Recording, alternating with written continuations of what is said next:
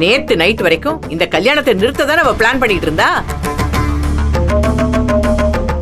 இவளை கூட்டிக்கிட்டு போய் அங்கேயும் வந்து அதே முயற்சியை பண்ண மாட்டான்னு என்ன நிச்சயம்?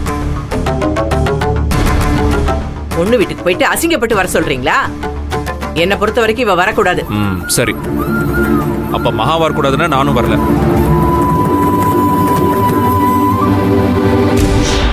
அவளுக்கு மரியாதை இல்லாத இடத்துக்கு என்னால வர முடியாது. ஆமா, உனக்கு என்னைக்குதான் அம்மாவோட மரியாதையும் இந்த குடும்பத்தோட மரியாதையும் பெருசா தெரிஞ்சிருக்கு? வெண்ணிலா, என்ன பேச வைக்காத, அமைதியா இரு. அப்பா, அவங்க பேசினா உங்களுக்கு இந்த கோவமே வரமாட்டேங்குது. சொல்லவா? மகாவையும் உன்னையும் பொண்ணு வீட்டுல கொண்டு போய் நிறுத்தி 2 பேர் பத்தியும் சொல்லுவோம்.